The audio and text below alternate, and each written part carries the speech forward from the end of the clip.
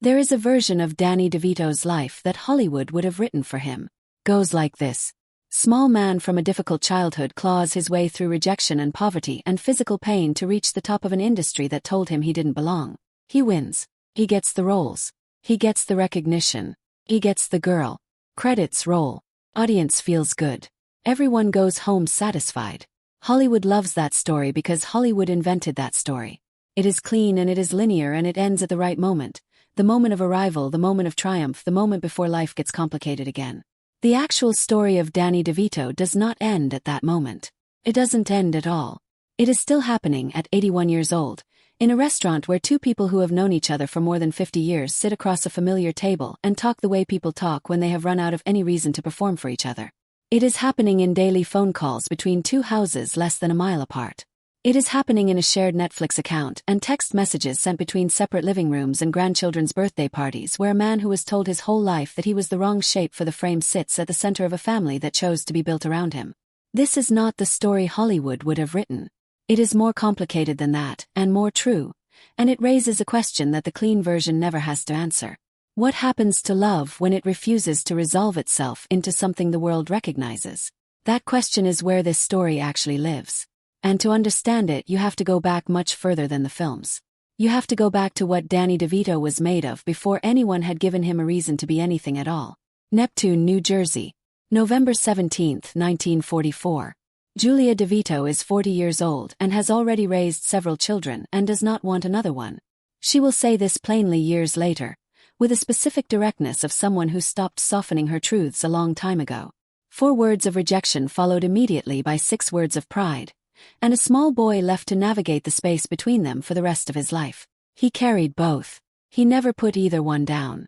His father owned a candy shop in Asbury Park. Charming during the day, well-liked in the neighborhood, the kind of man who presents well to the world outside his house. Inside the house, when the drinking started, something different took over. Danny learned, the way children in those specific circumstances always learn, to read the air before a word was spoken, to measure the shift in an atmosphere, to disappear when disappearing was the only available option. Police visited their home at least 17 times between 1950 and 1955. A boy growing up inside those numbers learned certain things about the reliability of love that take decades to unlearn. Sometimes they never fully unlearn. Underneath all of it, something invisible that he would carry for 60 years without naming publicly. Fairbanks disease, a rare genetic condition responsible for his height of 4 feet 10 inches, was doing something far more significant than limiting his growth. It was moving through his joints with a persistence that placed his daily pain by his 20s between a 6 and an 8 out of 10. Not on bad days, every day. Hollywood's direction was consistent and unambiguous. Do not discuss this. Vulnerability is not a marketable quality. So he kept it private, kept performing, kept walking into rooms that were already deciding against him before he opened his mouth. New York in the late 1960s received him the way it receives most people who arrive with more ambition than credentials, with complete indifference. He shared a $75 apartment with Michael Douglas, who had not yet mentioned that his father was Kirk Douglas. They canned beans. They pooled their last $27 on headshots and walked them across the city by hand. Douglas began booking work. Danny kept getting rejected. He parked cars. He stood motionless in store windows impersonating a mannequin. He lived in his Volkswagen Beetle for a period he would not speak about publicly for decades. He showered at the YMCA. A studio offered him something close to $1 million in today's money. Not for a role, but for surgery. Procedures to make his face more accommodating. More suitable for audiences who had been carefully trained over decades to expect a very particular kind of face at the center of their entertainment. He took the offer, considered it, and burned the contract at a beach bonfire. What he said to the casting director who had pushed it revealed everything about the interior logic that was running his decisions. I'd rather be a first-rate version of myself than a second-rate version of someone else. He was broke when he said it. He was in pain when he said it. He meant every word of it completely. This is the man that Rhea Perlman walked into a small theater to find on a January night in 1971. She had not come for him. She had come to see a friend in the cast of a modest off-Broadway production called The Shrinking Bride. Not a landmark show, not the kind of thing theater history pauses to record, just a small production in a small venue on a cold January night. Rhea was 22, born and raised in Bensonhurst, Brooklyn, the daughter of a Polish immigrant who worked in the toy business. She had studied drama at Hunter College, graduated in 1968, and had been waitressing at the Rainbow Room in Rockefeller Center while auditioning for whatever was available. She sat down to watch her friend perform. She watched Danny instead. There was something happening on that stage that had nothing to do with the production around it. A stocky man, not tall, not the face that casting agents circled in photographs, was generating a gravitational field that made everything else in the room secondary. Rhea Perlman had been training to understand exactly this, the difference between someone performing and someone being, and what she was watching was someone being, completely and without apology, in a way that she had rarely encountered.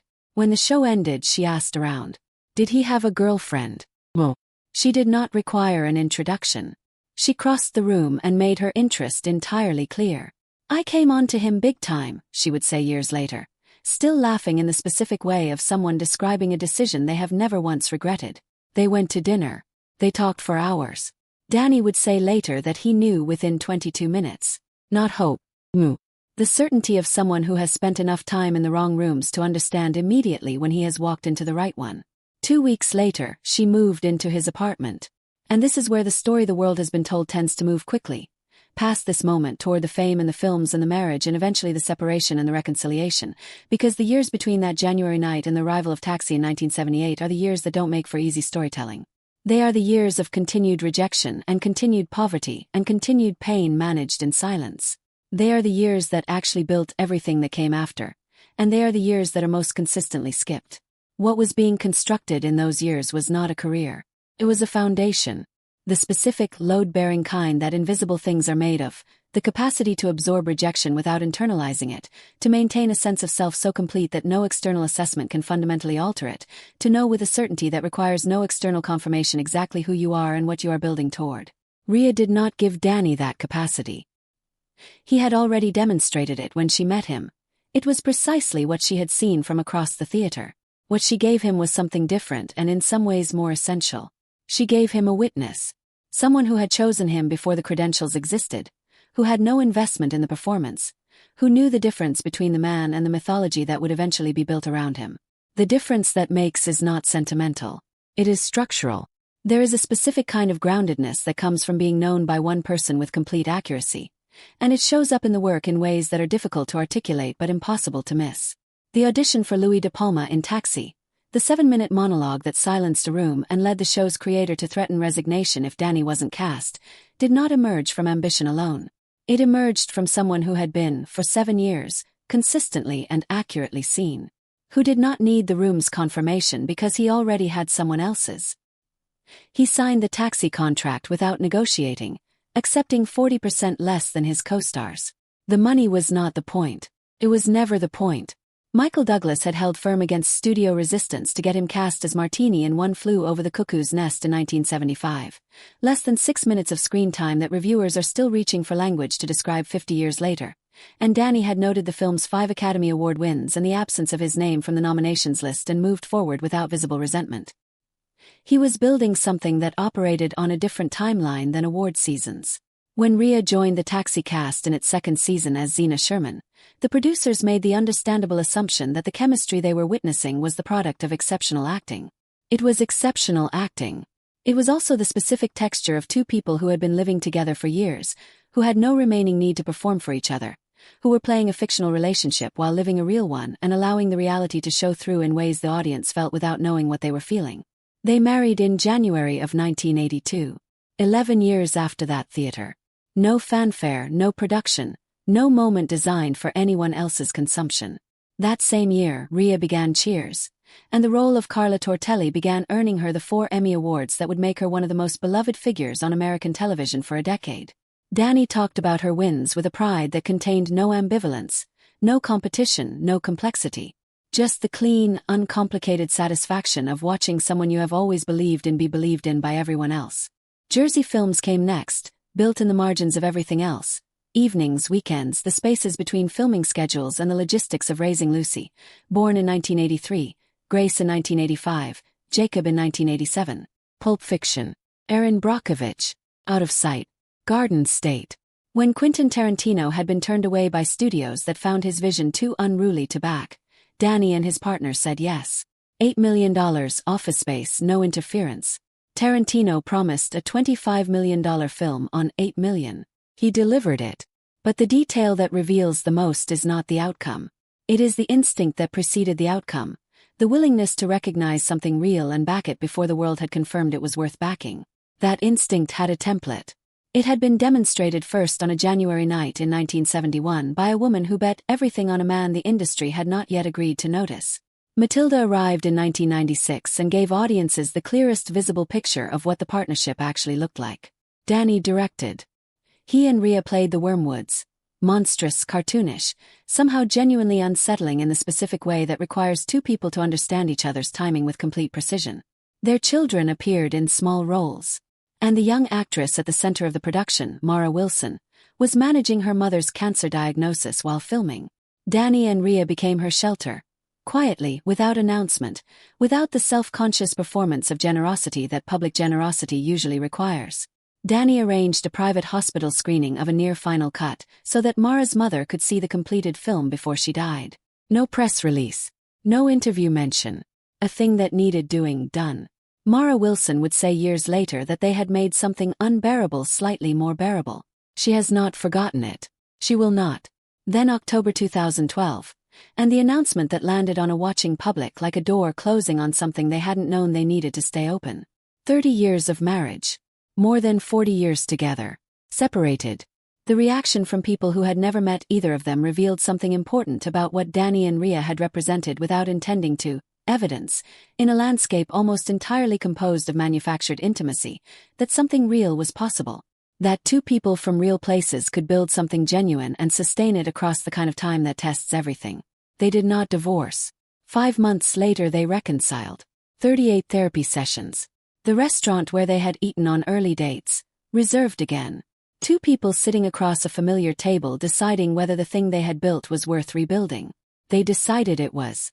They separated again in 2017. They still did not divorce. Danny bought a house less than a mile from hers. Daily phone calls. A shared Netflix account. Text messages exchanged while watching the same shows from separate rooms. Birthday parties attended together. A family maintained across a form the world had no clean category for. When Rhea was asked, more than once, why they had never formalized the ending, she answered with a directness that had defined her since she was 22 years old in a Brooklyn theater asking around about a man on a stage. We've been together a very long time. There's a lot of love and history. We agree on enough things. So why ruin that with the yucky things that come with a divorce? Not a romantic answer. An honest one. The honesty of someone for whom the bureaucratic dissolution of 50 years of genuine knowledge seems not just unnecessary but fundamentally beside the point. In 2022 she said something that has stayed with people. Sometimes I wish we were still together because those were the glory days. But these are other kinds of glory days. A complete philosophy of love in 2 sentences. Not that love requires a fixed form to remain true. Not that glory is a single moment that passes. That it moves and changes shape and continues. In 2025, Danny began speaking publicly about Fairbanks disease for the first time in 6 decades of public life. Not for himself. For the children with no voice.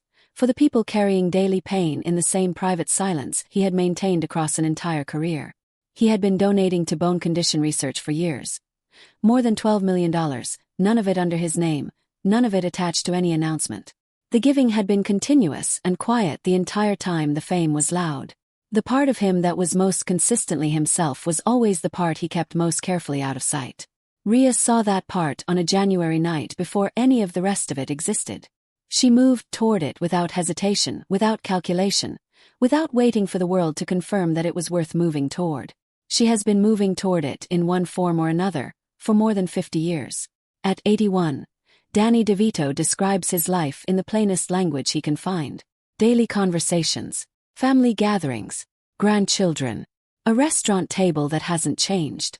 When he says that Rhea is the only love of his life, he does not reach for poetry. He reaches for the plain shape of his daily existence and lets the shape speak for itself.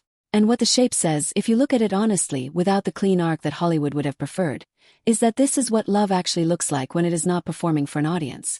It is daily phone calls between 2 houses a mile apart. It is 38 therapy sessions and a rented restaurant and the decision to try again. It is a shared streaming account and text messages about shows neither of them is watching alone. It is grandchildren's birthdays and the specific ease of two people who have run out of any reason to be anyone other than themselves with each other. It is not the story Hollywood would have written. It is better than that. It is the story that remained after everything performed fell away, leaving only what was true. A woman who saw him first. A man who spent 50 years trying to deserve it. And something between them that refused. Across separation and reconciliation and changed forms and the slow accumulation of decades, to become anything other than what it had always been. Real.